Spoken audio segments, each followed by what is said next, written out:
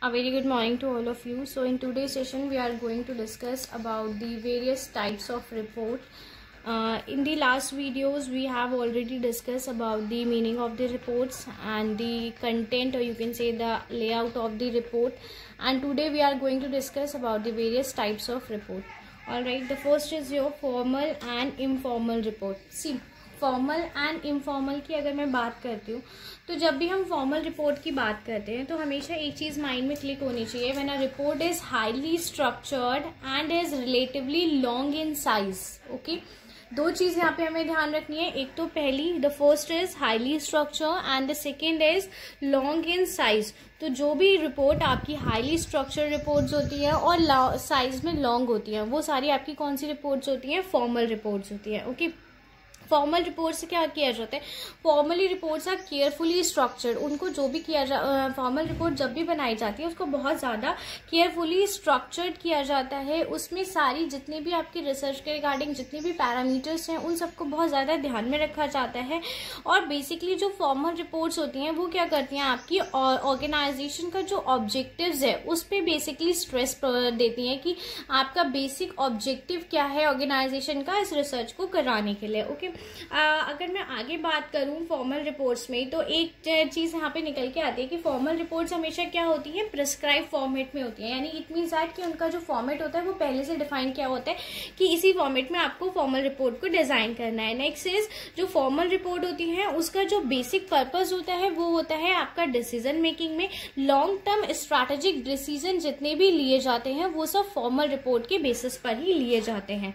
The next is आपकी जो भी फॉर्मल रिपोर्ट्स होती हैं वो साइज में क्या होती हैं? बहुत ज्यादा लार्ज होती हैं. यानी कि ये रिपोर्ट्स शॉर्ट में नहीं होती. ये रिपोर्ट 1 to 100 पेजेस की भी हो सकती हैं और मोर देन 100 पेजेस की भी हो सकती हैं. तो ये सारी रिपोर्ट्स जो आपकी बहुत लॉन्ग फॉर्मेट में होती हैं वो कौन सी रिपोर्ट्स कहलाती हैं? ये सारी आपकी फॉर्मल रिपोर्ट्स कहलाती हैं. The next thing is that कि फॉर्मल रिपोर्ट हमेशा क्या होती है? नॉन रिकरिंग प्रॉब्लम से डील कर रही होती है. ऐसी प्रॉब्लम जो आपकी ऑर्गेनाइजेशन में रिकरिंग नेचर की नहीं है. रिकरिंग नेचर की होने का मतलब ये है कि आपकी day to day related problem नहीं है, डे टू डे एक्टिविटी से रिलेटेड प्रॉब्लम नहीं है, बल्कि वो प्रॉब्लम नॉन रिकरिंग नेचर की है. यानी कि बार बार वो जो भी डिसीजन आपको लेने हैं वो डे टू डे से नहीं रिलेट करते, बल्कि ऐसी प्रॉब्लम से रिलेट कर रहे हैं जो पहले ऑर्गेनाइजेशन में अराइज नहीं हुई है एंड अभी अराइज हुई है. सो उस चीज के रिगार्डिंग जो रिपोर्ट्स क्रिएट की जाती हैं वो सब किस में आती है? आपकी फॉर्मल रिपोर्ट में आती है. नेक्स्ट इज फॉर्मल रिपोर्ट हमेशा एनालिटिकल होती है नेचर में और सिस्टमैटिक होती है नेचर में. ओके, दूसरी चीज फॉर्मल रिपोर्ट क्या होती है? Internally as well as externally दोनों ही वे में आपकी बेसिकली सर्कुलेट की जाती है. आप ये कह सकते हो कि फॉर्मल रिपोर्ट आपके जितने भी स्टेक होल्डर्स होते हैं उन सब के लिए होती है. ओके, चाहे स्टेक होल्डर्स में आपके सारे ही आ जाते हैं, जब वो सारे लोग जो आपके ऑर्गेनाइजेशन को इंटरनली या एक्सटर्नली किसी भी वे में अफेक्ट करते हैं वो सब आपके स्टेक होल्डर्स में काउंट होते हैं. तो फॉर्मल रिपोर्ट हमेशा जब भी सर्कुलेट की जाएगी इंटरनली भी की जाती है और एक्सटर्नली भी की जाती है. ओके, अगर मैं यहाँ पे एक फॉर्मल रिपोर्ट की एग्जाम्पल की बात करूं तो आप इसको ऐसे समझ सकते हो कि अगर जो भी कंपनी की जो पूरी एनुअल रिपोर्ट निकल के तैयार होती है, ओके, जो आप जिसमें बैलेंस शीट भी होती है, कंपनी का प्रॉफिट एंड लॉस अकाउंट भी होता है, कंपनी की और कैश फ्लो स्टेटमेंट्स होते हैं, रेशियो एनालिसिस होते हैं.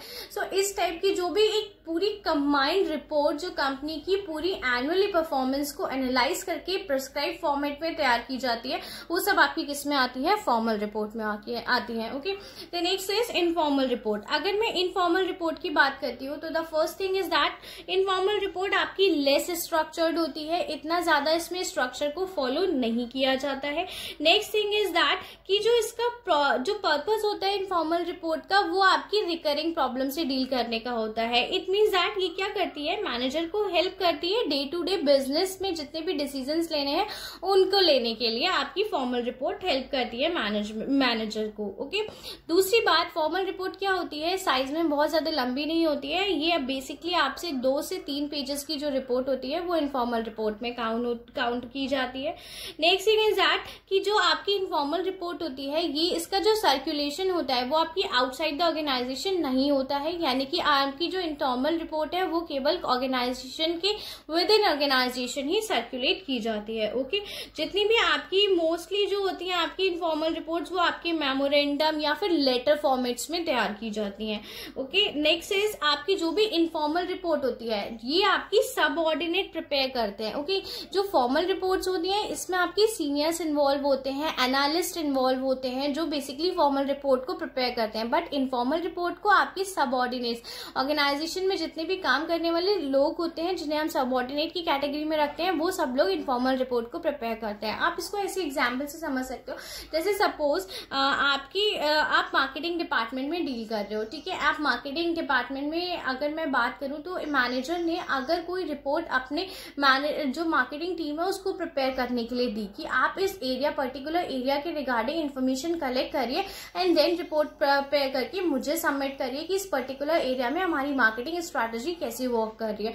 तो जो मैनेजर ने रिपोर्ट अपने सबऑर्डिनेट को प्रिपेयर करने के लिए दी वो किस में आएगी, आपकी इनफॉर्मल रिपोर्ट में आएगी, जस्ट बिकॉज वो कौन प्रिपेयर कर रहा है, सबऑर्डिनेट प्रिपेयर कर रहा है और वो रिपोर्ट आपकी आउटसाइड दी ऑर्गेनाइजेशन नहीं जानी है, वो आपकी विद इन दी ऑर्गेनाइजेशन ही डील करेगी। सो यहाँ पे इनफॉर्मल और फॉर्मल में यही डिफरेंस होता है। फॉर्मल रिपोर्ट हमेशा बहुत लार्ज इन साइज होती है और इनफॉर्मल रिपोर्ट हमेशा शॉर्ट इन साइज होती है। फॉर्मल रिपोर्ट आपकी आउटसाइड दी ऑर्गेनाइजेशन भी सर्कुलेट की जाती है, इनफॉर्मल रिपोर्ट आपकी आउटसाइड दी ऑर्गेनाइजेशन सर्कुलेट नहीं की जाती है। ओके, सो आई होप यहाँ पे आपको फॉर्मल और इनफॉर्मल रिपोर्ट समझ में आई होगी।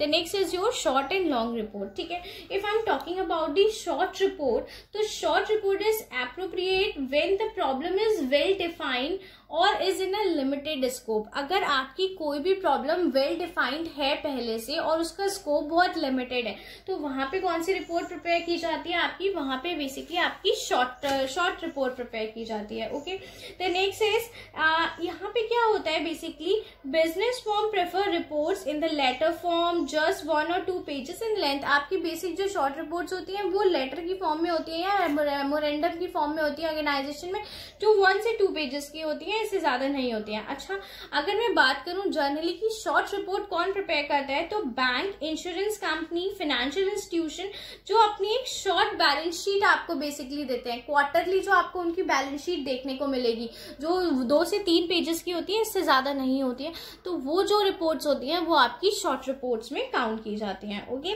The next is long report. If I am talking about the long report, basically long term report आपकी 2 टाइप की होती है। ओके, एक होती है आपकी टेक्निकल रिपोर्ट, इसे हम टेक्निकल रिपोर्ट बोलते हैं, और एक होती है आपकी बेसिकली पॉपुलर रिपोर्ट। ओके, ये कहीं कहीं पे आपको ये क्लासिफिकेशन दिखाई देगा लेकिन कहीं कहीं पे ये क्लासिफिकेशन नहीं भी किया जाता है। टेक्निकल रिपोर्ट को सीधे सीधे लॉन्ग रिपोर्ट को सीधे सीधे डिफाइन कर दिया जाता है, बट अगर डीप में स्टडी करेंगे तो हम लॉन्ग रिपोर्ट को 2 पार्ट्स में क्लासिफाई करते हैं। The first is your technical report and the second is your popular report. Okay, so popular report और टेक्निकल रिपोर्ट को समझते हैं थोड़ा कि पॉपुलर रिपोर्ट और टेक्निकल रिपोर्ट क्या होती है।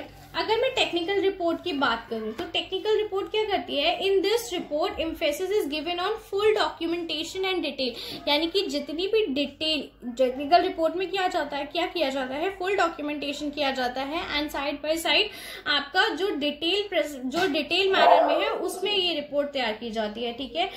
और अगर मैं आगे टेक्निकल रिपोर्ट में बात करूं तो basically it is the report that other researcher will wants to see because it has a full story what has done and how it was done. It means basically कि यहाँ पे क्या करता है रिसर्चर इसको डिटेल फॉर्मेट में बनाता है और ये शो करने की कोशिश करता है कि उसने किस तरीके से उस रिसर्च को कंडक्ट कराया है एंड आगे और वो रिपोर्ट और उस रिसर्च को उसने किस वे में कराया है और उसके क्या आउटकम निकल के आए हैं। ओके, सो बेसिकली जो टेक्निकल रिपोर्ट होती है ये आपकी full presentation and analysis of data होती है। जब भी आपकी रिपोर्ट में फुल प्रेजेंटेशन और एनालिसिस में दिया जाएगा वो सब आपकी टेक्निकल रिपोर्ट होती है। अच्छा, इसमें बेसिकली क्या होता है, इसमें आपको फाइंडिंग्स भी दी होंगी, सजेशंस भी दिए होंगे, मेथडोलॉजी भी दी होगी, डेटा कलेक्शन के मेथड्स भी गिवन होंगे, डिटेल समरी होगी, बिब्लियोग्राफी होगी, इंडेक्स होगा, सब कुछ आपकी टेक्निकल रिपोर्ट में मिलता है। तो अगर मैं इसके एग्जाम्पल की बात करूं तो जो आप बेसिकली अपने मार्केट सर्वे में रिपोर्ट प्रिपेयर करोगे, आपका जो सेमेस्टर में मार्केट सर्वे रिपोर्ट है वो आपकी टेक्निकल रिपोर्ट में आएगी। ओके, जब भी हम कोई प्रोजेक्ट बनाते हैं तब भी वो किस में आता है, टेक्निकल रिपोर्ट में आता है। Next is popular report. Popular report क्या करता है बेसिकली, कभी कभी क्या होता है कि जो रीडर होता है उसको रिसर्च के बैकग्राउंड का आइडिया नहीं होता, ठीक है। तो जब उसको रिसर्च के बैकग्राउंड का आइडिया नहीं है, उसको पता नहीं है कि बेसिक रिसर्च क्या होती है, रिसर्च मेथोलॉजी क्या होती है, तो उस केस में हम क्या करते हैं, हम सारी चीजें डिटेल में नहीं बताते, क्योंकि जब सामने वाले को उस चीज के बारे में आइडिया नहीं है तो डिटेल में बताने का कोई लॉजिक नहीं बनता। उसमें हम क्या करते हैं, कुछ मेन पॉइंट्स को ही हाईलाइट करते हैं, और मेन ऑब्जेक्टिव जो हमारे रिसर्च के करने के हैं, जो हमने फाइंड आउट किया, जो हमारी रिकमेंडेशन थी, उन सारी चीजों को हम यहाँ पे बेसिकली कम्युनिकेट कर देते हैं अपने रीडर के साथ। तो अगर मैं यहाँ पे देखूं तो यहाँ पे रिसर्च मैथोलॉजी या सैंपल साइज, इन सारी बातों पे फोकस नहीं किया जाता है। जो बेसिक फोकस होता है वो मेजर पार्ट पे होता है रिसर्च के, कि जो भी आपकी मेजर पार्ट रिसर्च के रिलेटेड होते हैं उनको यहाँ पे बता दिया जाता है, फुल डिटेल यहाँ पे नहीं दी जाती है। ओके, सो आई होप यहाँ पे आपको फॉर्मल और informal report and short and long report दोनों ही समझ में आए होंगे। ओके, नेक्स्ट वीडियो में हम इनफॉर्मल, एनालिटिकल और बाकी की जो पार्ट्स हैं वो सारी चीजें डिस्कस करेंगे। Thank you, have a good day.